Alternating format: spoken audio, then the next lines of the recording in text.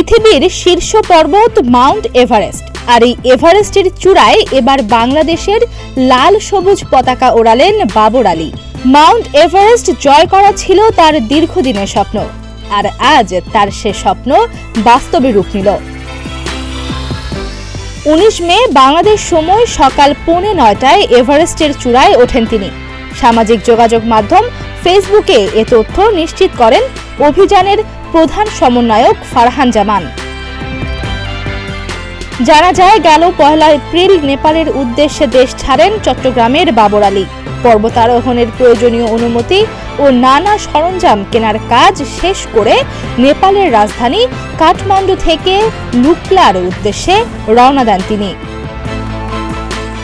তারপর 1 সপ্তাহ অবস্থান করেন সেখানে। ট্রেকিং পর্ব শেষ করে পৌঁছান এভারেস্টের বেস ক্যাম্পে, আর পর্বতের চূড়ায় উঠতে তার সময় লাগে প্রায় 2 মাসের মতো। চূড়াটি পর্বতের 15,500 ফুট উপরে। সেখানে বাংলাদেশের পতাকা উড়িয়ে ইতিহাসের এক নতুন অধ্যায়ের সূচনা করলেন বাবর আলী। তবে তার অভিযান এখানেই শেষ নয়। পৃথিবীর 4র্থ উচ্চতম পর্বত মাউন্ট লোৎসেও যাত্রা করবেন তিনি। রোববার ক্যাম্প 4-এ নেমে মাঝরাতে আবারও শুরু করবেন দ্বিতীয় লক্ষ্যের পথে যাত্রা। সব অনুকূলে থাকলে সোমবার ভোরে পৌঁছতে পারেন এর চূড়ায়। মাউন্ট লোৎসেও এর আগে কোনো বাংলাদেশি সামিট করেননি। কোনো বাংলাদেশি একই অভিযানে 2টি 8,000 শৃঙ্গেও চড়েননি। তাই বাবর আলীর এই লক্ষ্য পূরণ হলে তিনি বাংলাদেশি হিসেবে নতুন রেকর্ড গড়বেন।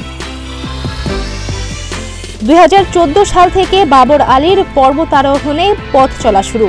তিনি 2017 সালে ভারতের উত্তর কাশীর নেহেরু ইনস্টিটিউট অফ মাউন্টেনিয়ারিং থেকে মৌলিক পর্বতারোহণ প্রশিক্ষণ সম্পন্ন করেন।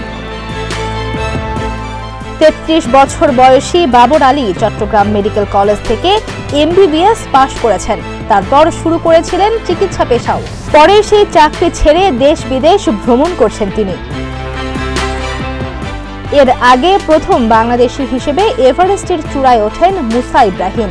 2010 সালের 23 মে এভারেস্টের চূড়ায় ওঠেন এবং লাল সবুজ পতাকা ওড়ান। তার হাত ধরেই পর্বত বিজয়ী দেশের তালিকায় উঠে আসে বাংলাদেশের নাম।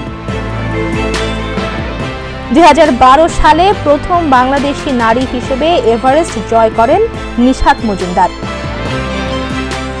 ওয়াসফিয়া নাজরিন দ্বিতীয় বাংলাদেশি নারী হিসেবে এভারেস্ট জয় করেন।